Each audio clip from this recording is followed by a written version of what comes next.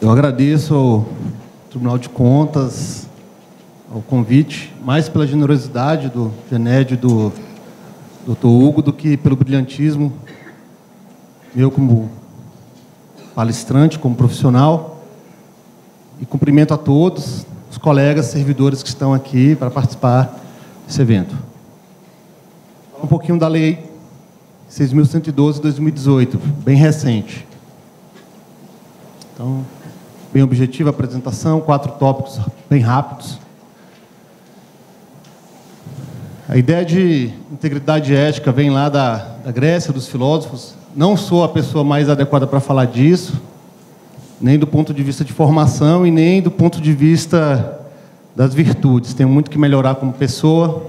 Não vou falar de ética, nem de integridade do ponto de vista filosófico. Mas vou falar do ponto de vista econômico. Perfeito? Esse senhorzinho simpático, Kenneth Arrow, ficou notável por ser o mais jovem ganhador de Prêmio Nobel de Economia, 51 anos de idade, e formou mais 4 outros Prêmios Nobel. Mas essa não foi a façanha dele. Ele fez uma pesquisa inicial do nosso dia a dia. Ele fez uma pesquisa bem simples sobre integridade e chegou à conclusão de que cerca de 10 a 20% do PIB norte-americano vai pelo ralo por falta de integridade. Condutas aparentemente inocentes de ir para o expediente ao invés de trabalhar normalmente, nem mais nem menos do que a jornada mínima, e ficar no WhatsApp, geram um desperdício para a economia americana de 20%. É muita coisa. O Banco Mundial fez uma pesquisa bem interessante recentemente. Economias que têm um conluio, o preço médio dos produtos para a população tem um incremento de 20%. Eu não vou falar nem das obras públicas, né? Tem político que é católico, toda obra é um terço, né? Um terço de propina. Então, a reflexão de integridade na perspectiva que nós vamos trazer é uma reflexão do ponto de vista econômico puramente. Interessante também, o colega João Batista, professor da EGOV, baseado no pensamento do Kenneth Arrow, um estudo bem interessante, que classifica o ser humano nos semáforos. 10 a 20% das pessoas são verdes. Aquela pessoa que é ética, íntegra, independentemente da situação, da dificuldade, pode estar ruim, ela é ética. Do outro lado, 10 a 20% das pessoas são antiéticas por natureza. E aí o desafio das pessoas éticas, dos verdes, das instituições, é o amarelo, o morno. Os 60% das pessoas que, dependendo da força que os verdes tiverem, que são, no texto, as pessoas muito éticas, ou dos vermelhos, a gente fica oscilando na integridade das organizações. Essa discussão não é trivial. Nós temos aí, ano passado, publicado a norma ISO 37001, anti-suborno. Uma norma aprovada em 44 das 50 maiores economias do mundo. Suborno é um problema mundial. Um caminhão que sai da França com carga para Romênia, provavelmente vai pagar propina para passar para a Romênia. É um problema hoje sério que eles estão tendo, transfronteiriço, nos países que não são do bloco europeu. Propina. Agora, nesse instante, está em discussão no Brasil, e aí até os colegas que são aí das estatais, que pela Lei 13.303 têm que implantar programas de integridade, ISO 19.601, requisitos para programas de compliance/integridade. Aprovação até o dia 27 de agosto de 2018, em setembro a publicação. Linhas gerais para que nós consigamos implantar com segurança programas de compliance/integridade. Nesse contexto, nesse cenário, o que é um programa de integridade? Então, para objetivar mais a nossa fala. Nós temos o decreto 37.296 de 2016, que regulamenta a lei de combate da corrupção. Conheço bastante esse decreto, participei da edição, e aí tem um conceito. Não farei a leitura. Vai ficar disponível a apresentação para vocês, mas eu gostei da definição que um colega do Pará deu para programa de compliance. É um panelão que tem um monte de coisa, um monte de ingrediente. Ética, integridade, ouvidoria, formação, capacitação. Só que tem um detalhe. O programa de integridade / compliance que consta desse decreto tem 16 itens que têm que ser cumpridos. É para a empresa que cometeu um ato ilícito. Ela está sendo penalizada. E ela tem que comprovar que tem compliance para poder se reabilitar, inclusive perante a sociedade, fora pagamento de multa, etc, e etc, e etc. Então, aqui nós estamos falando de uma implantação de programa de compliance extremada. O que acontece? Nós temos o Estado do Rio de Janeiro que, ano passado, publicou uma lei de compliance e o DF meio que copiou. Vou chegar nisso daí mais adiante. Só para contextualizar, quando se fala de governança, nunca pode se deixar de considerar que governança é um conceito abstrato, mas que é formado por 4 perninhas importantes: relacionamento entre partes, propósito estratégico, estrutura de poder e prática de gestão. Integridade, gestão de risco, é tudo prática de gestão. Compliance. Só que compliance influencia as outras pernas de um sistema de governança de uma companhia ou de uma organização qualquer.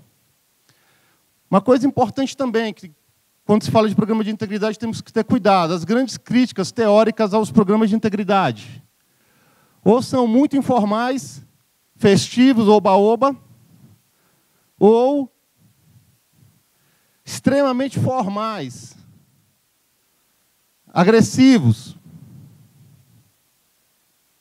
E aí, no contexto do DF, nós tivemos aí a promulgação da Lei 6.112, que determina a exigência de programa de compliance para os nossos fornecedores.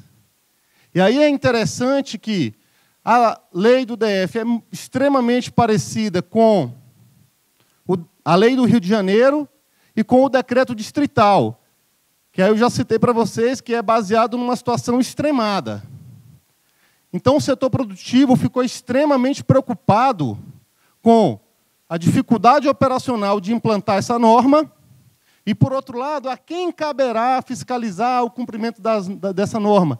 Quem é gestor de contrato aqui?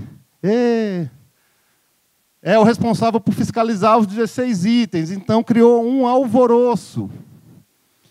E aí, por conta disso, nós temos aí a Lei 6.176.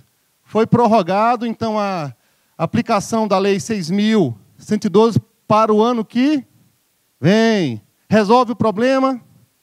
Não. Estou quase finalizando a minha fala. Tem algumas situações aqui que têm que ser consideradas. O setor produtivo tem procurado o governo, o parlamento, para tratar de algumas questões que estão sendo maturadas. Gradualidade. Uma empresa que não cometeu conduta delitiva de pequeno porte tem que implantar um programa de integridade igual a uma empresa de grande porte, é uma situação que tem que ser colocada. Segunda, tem custo fazer um programa de integridade. No Rio de Janeiro tem escritório especializado que tem o kit integridade, R$270 mil. Gente, tem custo essa brincadeira. E aí, olha só que situação interessante aqui para os órgãos de controle. Uma empresa que não tem sede em Brasília, não tem programa de integridade, preço competitivo, é idônea, não pode adjudicar um contrato porque não tem programa de integridade. É outra discussão que nós temos que travar na melhora, né, da edição dessa norma. Mais uma questão importante. Gestor do contrato é uma pessoa que geralmente tem 300 coisas para fazer, mais N contratos para fiscalizar. Então, agora ele vai virar especialista em integridade e compliance. Beleza. Mas quem vai capacitar esse gestor? A integridade é algo que tem que ser autodeclaratório, espontâneo ou forçado, compulsório para quem não cometeu nenhuma conduta delitiva. São só reflexões que estão aí no momento acontecendo. Tá? Estou ajudando por intermédio dessa norma a formar um mercado, a fazer com que uma norma seja um meio de garantia de emprego para escritório de advocacia, dizendo muito sinceramente. Então, assim, são mais reflexões que têm que acontecer e serem maturadas em relação à Lei 6.112. Nós estamos à disposição para contribuir, estou contribuindo com essa discussão, colegas aqui, o André da SLU, a equipe da CGDF participou, inclusive, com a CEPLAG, desse pedido para a vigência da norma passar por um adiamento.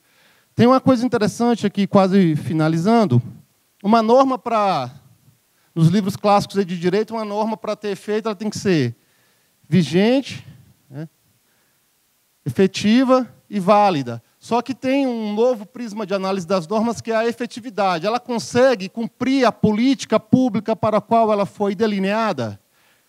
Da forma como está, eu sou bastante sincero em dizer que não. Indo para o finalzinho, esse assunto de integridade, eu já falei aqui da ISO 37001 e da ISO 19601, mas nós temos fontes aí bem interessantes de consulta. A Controladoria tem um programa interno, dentro de casa, o PROINT, tocado pela nossa Coordenação Geral de Auditoria, para fazer dentro da CGDF integridade, sim. A Alliance for Integrity, muito interessante, também faz um trabalho com o setor produtivo bem legal de levar a integridade para as empresas.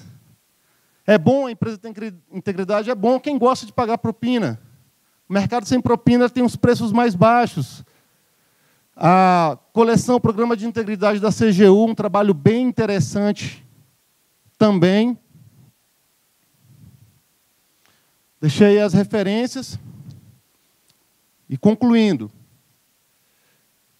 muita água tem que passar por debaixo dessa ponte da Lei de Integridade no DF. Integridade é importante. Inegavelmente importante. A questão do compliance / integridade, ela é uma discussão inevitável, é mundial, mas